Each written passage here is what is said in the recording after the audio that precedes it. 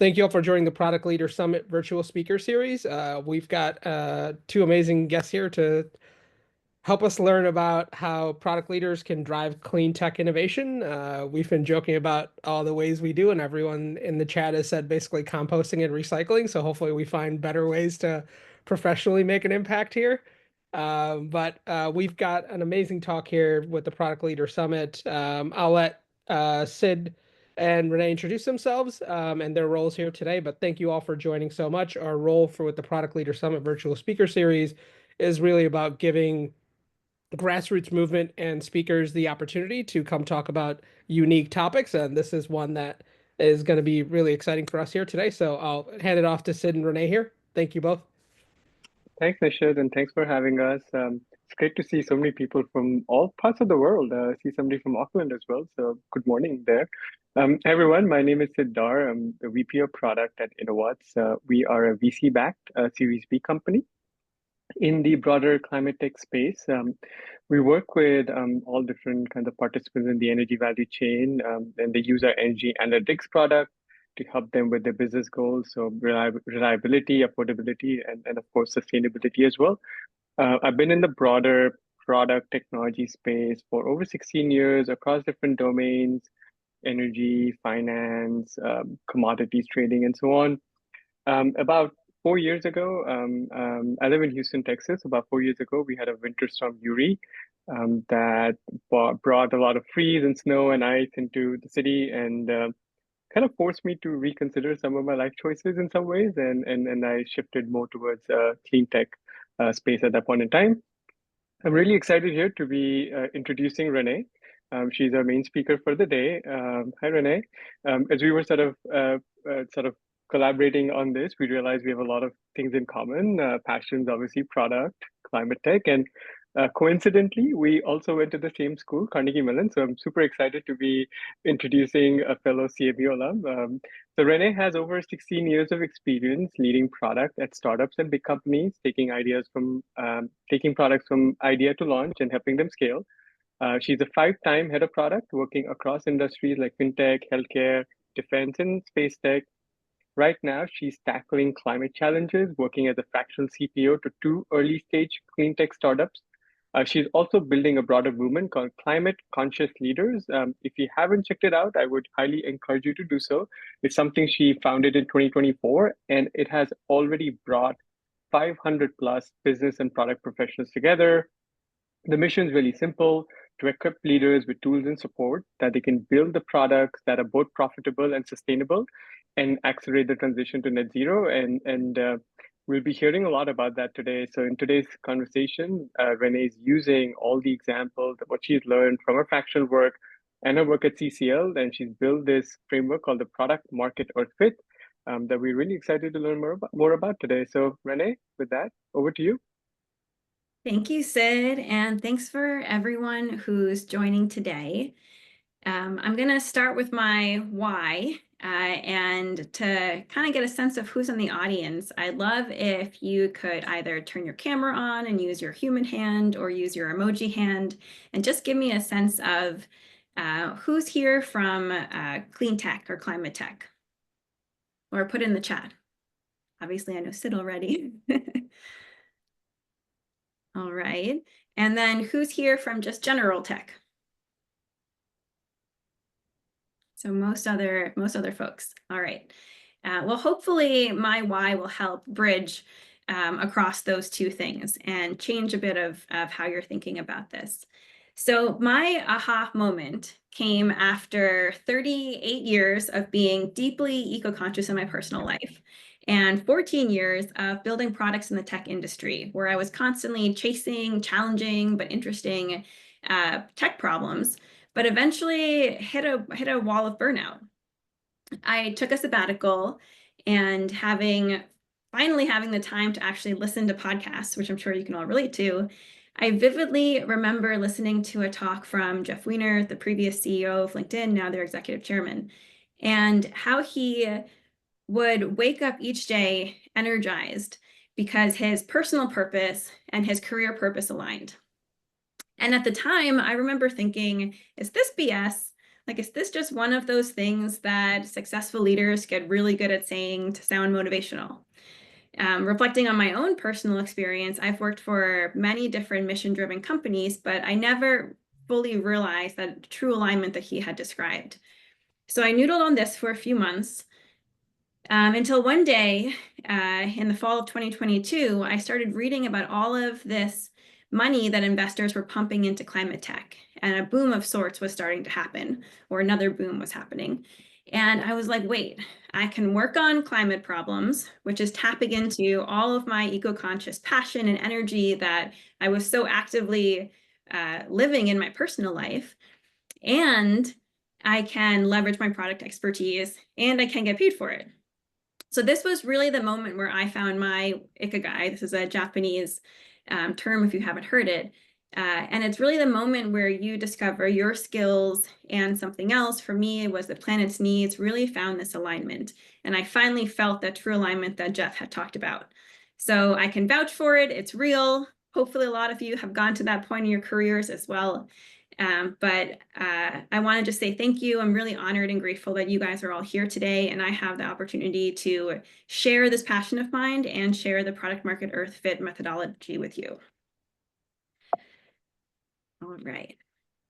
So to kind of start the conversation, I'd love for us to talk about what is clean tech. So in the chat, put the first definition that comes to your mind when you think of clean tech.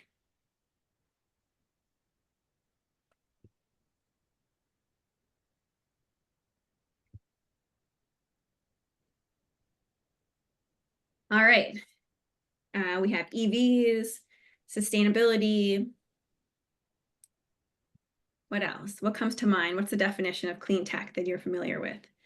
Green financing, reducing power consumption from big tech infrastructure, net zero tech, tech to fight climate change, clean energy generation distributions. Great. So like all of these are describing products or services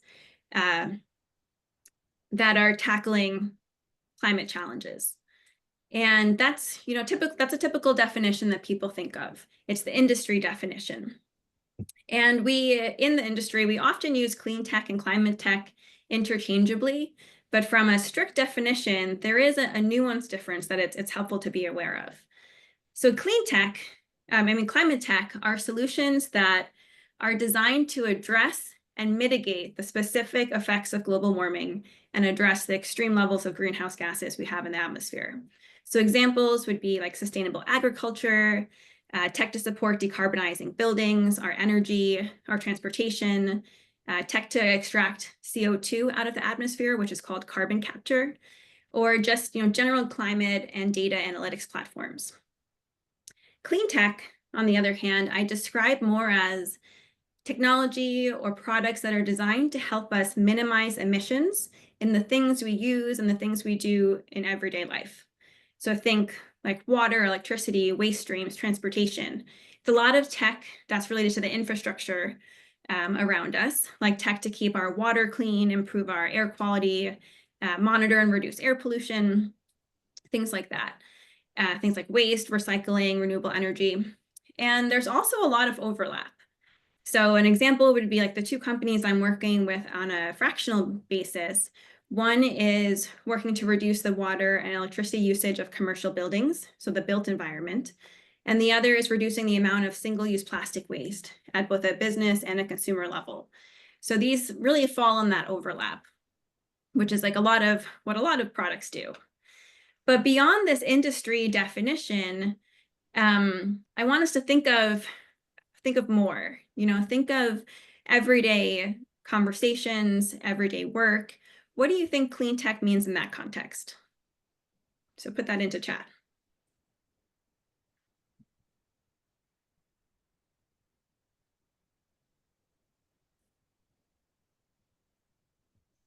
All right, so Jamie says ethical responsibility. That's a great one.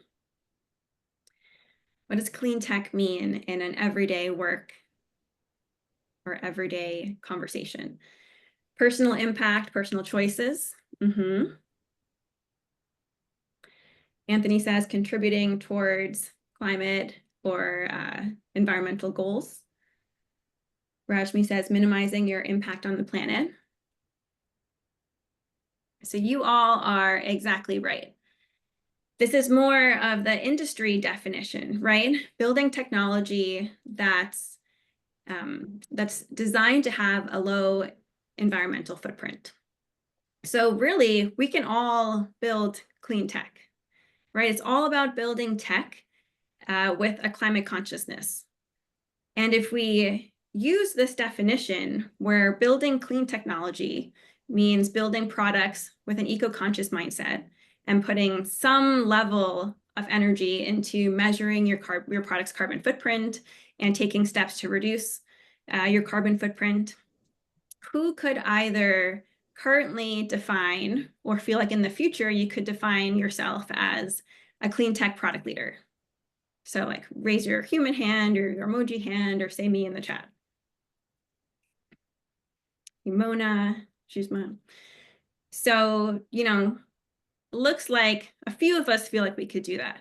So I hope by the end of this convo to really shift your thinking and for the majority of you to feel like you could describe your future work as a product leader who is building clean tech and contributing to that. And why is that so important? As product leaders, we can uniquely have an outsized impact on the environment and on tech's impact on the environment because of where we sit in our organization. We can influence product thinking, we can influence design principles, we can influence product development at a minimum. And there's a growing number of tools and frameworks to help reinforce this climate consciousness and climate considerations. Today, I'm going to be talking about one called Product Market Earth Fit, which I co-developed with Anu Sangvi as part of Climate Conscious Leaders. But before we get into a solution in good product fashion, we're going to go deep on the problem. And the problem starts with this question: why should we care about the environmental footprint of our technology, of our products? So to answer that, let's look at what's been happening in the world where it hasn't really been part of the conversation. For the last 200 plus years since the Industrial Revolution, we've been happily innovating, inventing, industrializing without any real regard to environmental impact. And that's led us to innovate as if all resources are unlimited and the emissions of our carbon footprint of our products don't really matter. And so what you're seeing on this graph is the exponential rise in CO2 emissions caused by humans. And CO2 emissions are essentially a measure of the amount of fossil fuels that get burned or the greenhouse gases that are created as a byproduct of our progress, of our technological progress. Here you can see a static chart. And basically the takeaway from this is we've created a lot of emissions. And even if you just think about the ones that have been created from the tech boom of like the 1990s, it's more than half, just from the 1990s, it represents more than half of all historic human-created emissions, right? So this is big, and it's still exponentially increasing each year. Beyond just emissions, there's other environmental impacts like the impact on natural resources, soil quality for farming, lots of things. But today we're just going to focus on the emissions lens and the magnitude of that. So the result of more carbon dioxide in the air, more CO2 emissions, is that more heat gets trapped in the atmosphere, which creates global warming, right? And because of this much CO2, we have a very high intensity of global warming that we're experiencing, and it'll just get even higher. So basically the result is, by not considering the climate, by not considering our planet in these centuries of progress and innovation, we've gotten to a state of very intense global warming. And how that impacts us, it impacts us in many ways, but this is one we're likely all super familiar with because we've experienced it at some level firsthand. And it's the result of global warming on our climate. the primary impact of global warming is a less stable climate. And less stable climate means there's an increased frequency of intense weather events. You can see from this is charting the count of billion-dollar weather events, meaning like very intense, huge events that are causing at least $1 billion in damage and recovery. Some of these are in the tens and 20 billions of dollars of recovery. And the frequency of these events is increasing year over year with the more CO2 we're putting out. So this is becoming very expensive. It's becoming not very enjoyable. And it's going to basically just continue with the more CO2 we put out and the more we stay at this level or increase the level of CO2 and global warming that the planet is experiencing. Just as an interesting stat, decades ago, we would call these 100-year events. So somewhere in the world, a 100-year event, so a very big, intense weather event, would happen every 4 years. Somewhere in the world, once every 4 years, one of these events would happen. Now they happen somewhere in the world every 2 weeks, which is why we've all likely experienced that. So the result of not considering our planet Earth as a stakeholder in product innovation is obviously like not great. And when we look at our work, our industry, it starts with us. You know, the tech industry is a big contributor to emissions. We contribute over 1.3 billion tons of CO2 emissions each year, and we're just going to keep growing. We're expected to grow by 300% by 2040. 80% of that is expected to come from AI use. And on top of just pure emissions, there's also a lot of e-waste that gets created as just a byproduct of what we're working on. So the main takeaway here is that as people, as product leaders in tech, we're all part of the problem. But that also means we're all part of the solution. And the solution really starts with shifting our core methodologies around how we think about building great product. So today, the gold standard is the model of product market fit. And we've been using this standard for about 25 years. And the basic premise behind this concept is that in order to be successful, companies must find that alignment between a market's needs and a product's value proposition, so how we're helping customers. And generally, you know, this approach has served us well, but as we just saw, as our climate shifts, we can no longer just rely on our customers' needs, on the human needs. We need to also address the Earth's needs. And if we want to continue working, living, enjoying our life on this planet, it now has to be part of the conversation. So we need to evolve our methodology to what we call product market Earth fit. So we're adding Earth and its resources as a key stakeholder. Now, what's really interesting is this doesn't really require a new way of thinking. It just requires an expanded way of thinking. As product people, you know, we are stewards of resources, our team resources, our developer resources, our company resources. And so expanding to consider Earth's resources is actually pretty natural. And this is, you know, part of our responsibility, right? Just as it's our responsibility to make sure that we're utilizing the other resources at our company intelligently and responsibly. It's also important to emphasize, you know, just how incredible of a position we are in to influence how resources are used, not only in our product at the beginning, but most importantly, when our product scales. And when we scale to thousands, tens of thousands, hundreds of thousands, millions of users, and the aggregate impact that we can have. So a climate conscious leader is one of the frameworks we advocate for is the Earth framework. And so this is a really helpful framework that allows you to walk through different steps at any part of your product innovation and product development cycle, where you don't have to be a climate expert. You can walk through these and it'll just prompt you to consider these throughout your process. A bite-sized version is starting with EAT. You can think of it as eating your emissions for breakfast, but it's just a nice, simple way to walk through a nice starter set. So the E stands for energy intensity, so considering the energy intensity of your product. This is usually the most natural place for people to start. This is what we hear the most of. You can think of your energy footprint primarily as the data storage you're using, how much data you're transmitting, and also how you're using AI.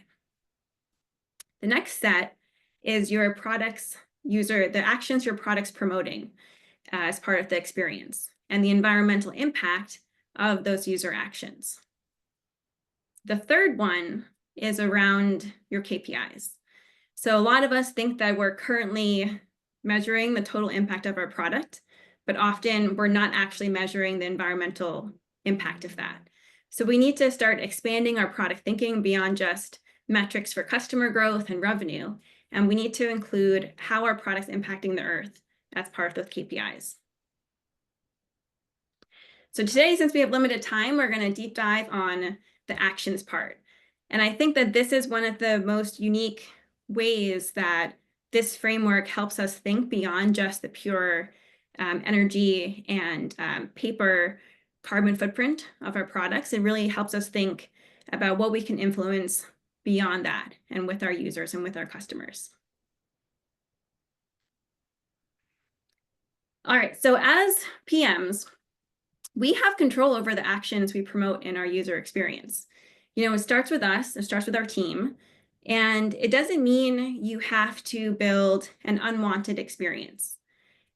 Below here, you'll see 3 different tactics that we encourage you to think about. Today, we're gonna talk about defaults as a really helpful tactic to nudge your users towards lower emission choices. And this is a really nice way to think about how you can leverage UX design to nudge towards more sustainable behaviors.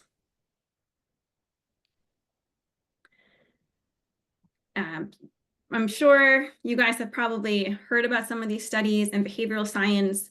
The whole concept of defaults and the magic of defaults is super well known. It's leveraged in a variety of situations. Here I've highlighted 3 the most common research studies that highlight the impact and the value that defaults can have in your user experience. The first one is about how defaults can drive significant increases in socially beneficial behaviors. So you can see at the bottom, you know, when in organ donation forms across multiple states, when it was defaulted to yes, there was a 90% opt-in rate, versus when the customer had to make a choice on their own, only 15% of the time do they opt in. The second one is talking about 401k enrollment. And in this study, not only did they default you to opt into 401k enrollment, but they defaulted you to increase your percentage of contribution year over year until you hit 4% contribution. So it defaulted your behavior and how you participate, not only whether you participate. And you can see that by defaulting them, you created almost double of the desired customer action. And the third one is sustainability related. So this is where customers were defaulted to green energy plans. And even in this situation where it was more expensive, that additional expense was clearly communicated to the customer, and still 94% of customers stayed with that default, even though it was more expensive. So collectively, this just shows you that using default in our product experience can have a huge impact. And it's really important for us to be conscious when we're designing an experience, a product, to make sure that we're nudging our users towards the most sustainable behavior. And we're doing that throughout our whole product. I have 3 case studies to talk about how you can see this in the wild, since I think it's always really important for us to have some pattern recognition. And these are all primarily general tech examples. And I've picked them because in general tech, you know, we often have millions of users. So one small change can have a huge aggregate impact. And really, those of us in general tech, we often use the term any job can be a climate job, have some of the biggest influential power in shifting overall behavior towards being more sustainable because of the nature of those products.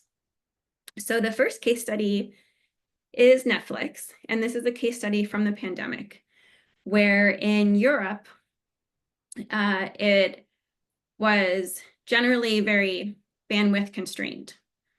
There was a lot of people staying home, a lot more people streaming, and so they were experiencing a constrained bandwidth, and customers were getting interrupted service because they were trying to stream too much at one time. So what Netflix did is they defaulted their customers to standard definition instead of high definition or instead of 4K. And the result of this was huge, right? Even though they weren't doing this with the intent of an environmental impact, they were doing this to address their customer experience and make sure customers were maintaining a good, positive experience. It had a huge environmental impact. So I like to talk about the triple bottom line win, which is a win for customers, a win for business, and a win for our planet. And here, customers had uninterrupted service. They had flexible choice. They could always choose something different, but the majority of customers didn't change it. They kept the SD resolution, and their perceived quality of the experience remained high. From a business perspective, they had increased retention, they minimized complaints, they had happy customers. And from the Earth perspective, they used 75% less energy than if they had defaulted to HD streaming, which is what they were using before, and 90% less energy than if someone had used 4K. So it's a great example of something we should be thinking about on a regular basis, not just when the situation calls for it, but how can we leverage defaults to impact the customer behaviors, especially when the result of that isn't causing any significant customer decrease in experience. The next example is with Uber. Lyft did a similar thing, and this is how they nudged users towards ride-pooling options. And they did this by making those choices cheaper and more visible in the app. So usually it was the first option. So they defaulted it to be the first one. So people usually consider the first option more highly than any options underneath. And again, there was a triple bottom line win. So customers were offered a cheaper ride experience. So for those that were making a decision off of economics, they had a better choice. For customers that were looking for an eco-conscious option, they now had a choice. From a business perspective, they were able to serve more customers, which is huge because they were doing it with the same amount of driver supply. So they're getting a higher utilization from their service providers, which means they were getting more revenue with the same amount of drivers. And then from an Earth perspective, they had a 45% reduction in CO2 emissions per passenger mile. So again, this move towards being more sustainable isn't detracting from your business. It's actually creating wins across the board. So the third and last example is around Google Nest. So in this example, they default you to use an energy-saving eco mode when when Nest senses you're away from home. So if your phone is not in your house, it assumes you're away from home, and it'll default you to minimizing heating and cooling because they assume the house is unoccupied. So here, you can see again, like another triple bottom line win where customers were now saving money. So they're not heating and cooling their house unnecessarily. There's an alignment with eco-conscious values. From a business perspective, they have more happy customers, they have increased retention, and they have this competitive advantage, right? It's now more obvious as a differentiator why you should switch to a smart thermostat and Nest within that category rather than just keeping the thermostat you have. And from an Earth perspective, it led to a 12 to 24% reduction in CO2 emissions per household. So depending on what you typically put your heat or air conditioning at, you would save variable amounts. So the big takeaway here is that you don't have to make a trade-off typically to make the sustainable choice in your product. There are usually many opportunities where you can both find alignment between sustainable actions and business wins. And so all you need to do is make sure you're thinking about it, right? You're considering it as you're designing and developing your product experience. And if we think about, what I've shared today as a whole, I would say there's 3 big key takeaways. So the first is the burning platform. Tech, we're all part of the tech industry, and the tech industry is a major contributor to emissions. So that means we're all part of the story. Every job can be a climate job, and it's up to us to take that initiative to start considering the right things during the product development process. There's no superhero. No one's going to come save us. We are the superhero. We're the ones that can actually nudge in the right direction. The second big takeaway is that user actions matter. So this is generally considered scope 3 emissions, which often is used to cover about 80% of the total emissions a product has, because it's what your user does with that product. So don't think about just the emissions, the energy that goes into creating your product. Really think about the behaviors your product is promoting. And then lastly, as product leaders, we are uniquely positioned to influence the decisions that define and shape how our products are built and the impact they have on the world.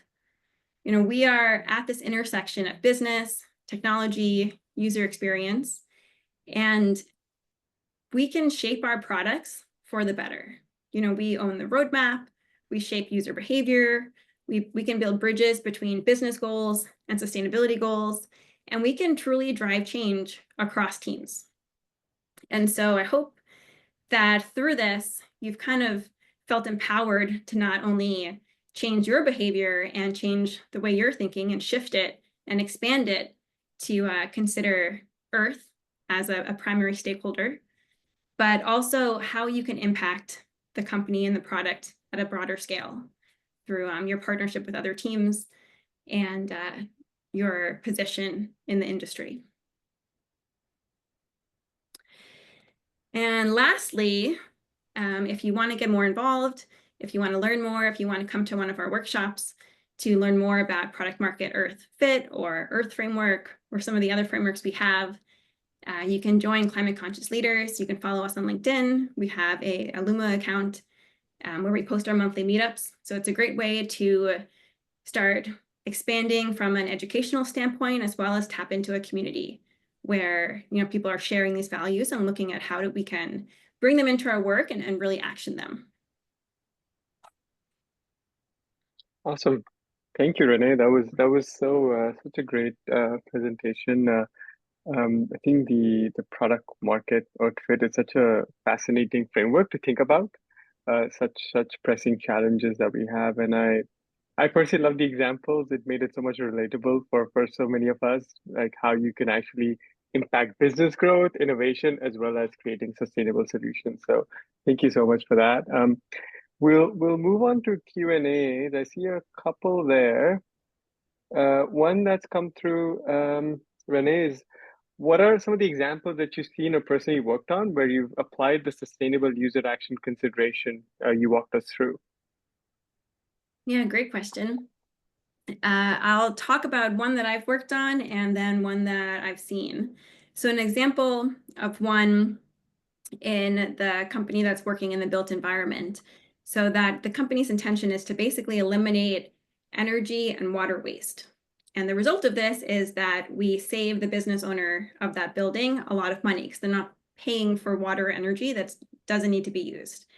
And a great example is through low flow faucets and shower heads, right? So we're nudging our users into the right behavior by using less water, using less electricity through smart thermostats, things like that.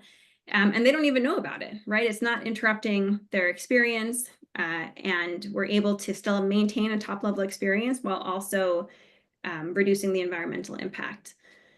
And so there's a lot of things we can do, again, like thinking about how can we, with aerators, you can reduce water flow and you don't even notice it. So there's little things that we can do creatively and resourcefully to make shifts like that.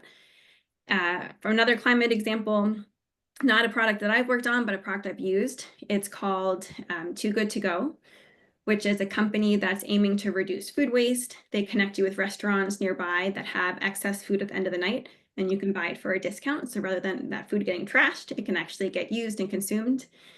And what I really loved about that product is the day after I made my first purchase, they sent me an email and it told me exactly how much CO2 I had diverted, right? So they're kind of empowering me, reinforcing it, which is another one of our user action tactics, which is celebrate and reinforce the behaviors you want to see, because you're encouraging your user to then do that again.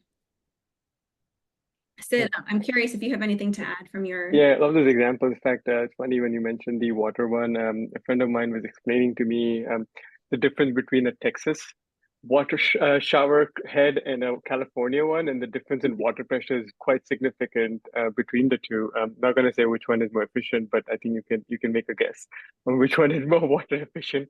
Some of the examples that come to mind for me, and I think one of the participants also mentioned it. But I think about Uber. Uber also offers the Uber Green example, right? So where you can get EVs, and it's great to see. I think Sylvie posted that. I wasn't aware of this. Sylvie posted that in Europe, it's available as a default. So it's a great example of what you talked about, how you can use defaults to drive that behavior in consumers. Another one that my wife and I use is called Give Back Box.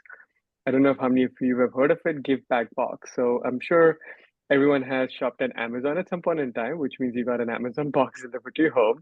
So what Give Back Box does is you go to their website, you type in your shipping label, type in your zip code, print out the shipping label, and you can put any and whatever item you want to donate. So it's just a great convenient way. Just take the box, drop it off to UPS, FedEx, or whatever. It's just a great way to sort of reuse and recycle. So something that we're big fans of. And I'm also a big fan of Too Good to Go. I do order it at least once a week, maybe, and it seems like it's quite popular in Chicago as well. So it's growing in different parts of the country, which is great to see. And they also tell you, like you said, how much of carbon you've saved across and the impact that has, which is great. All right.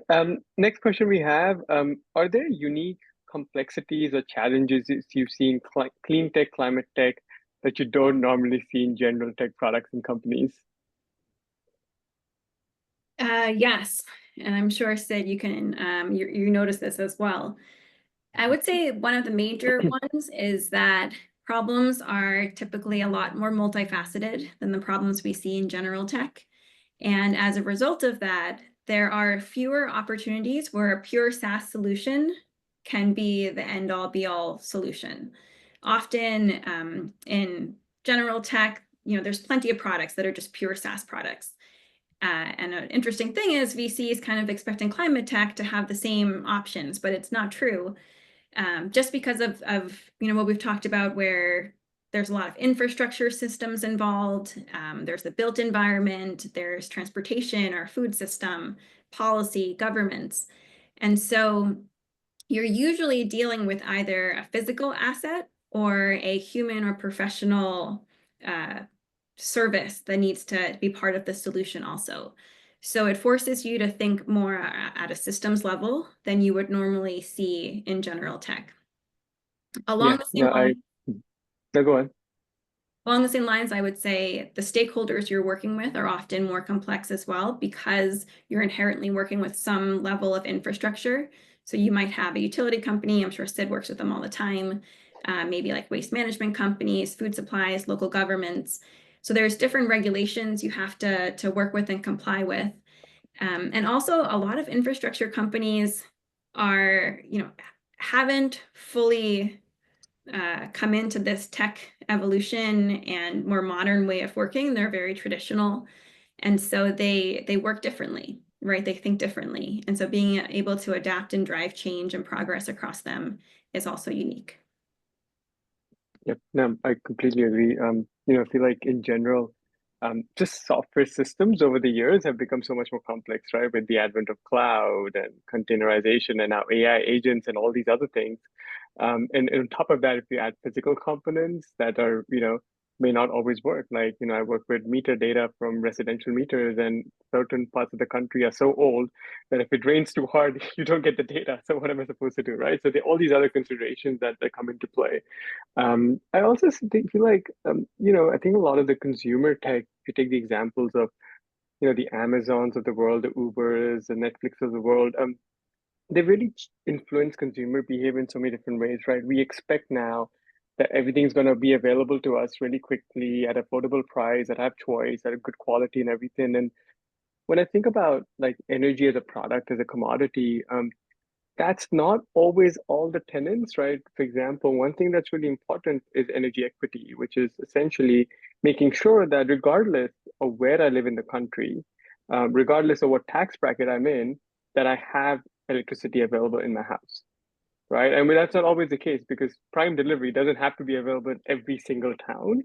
And so it's very different. And you have to take all these sort of different considerations. And when you add that on top of regulations and all these other complexities, it just makes this space really complex. I see some people nodding their head. So I think it's something that it just makes the whole space a lot more complex than maybe just traditional SaaS software. And obviously, we talk about physical infrastructure that's aging and got to make millions of dollars of investments in those as well. Maybe we can do one more question and then breakout. There are a couple of questions here. I'll go with let's go with the one Jamie sent out that came in first. So we live in a capitalistic society, right? And everything's driven by investments and KPIs and so on.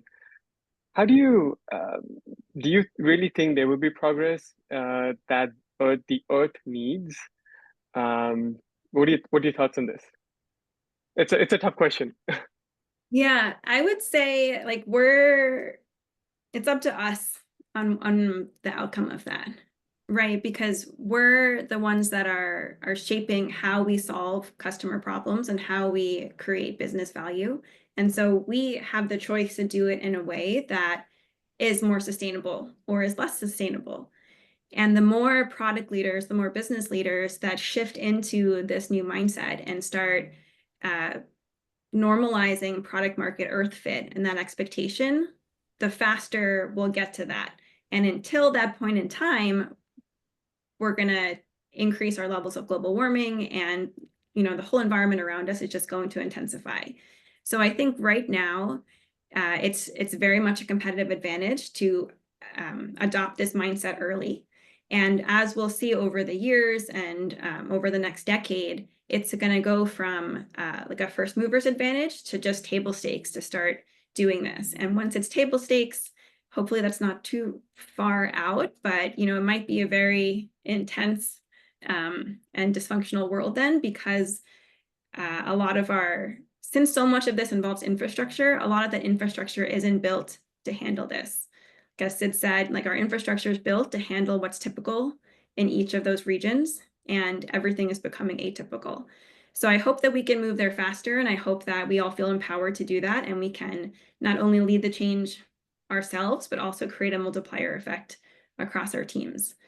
And I'll just also say, in case this didn't come through in my answer earlier, that in general tech, we're kind of used to a high caliber of product-led business and product-led thinking.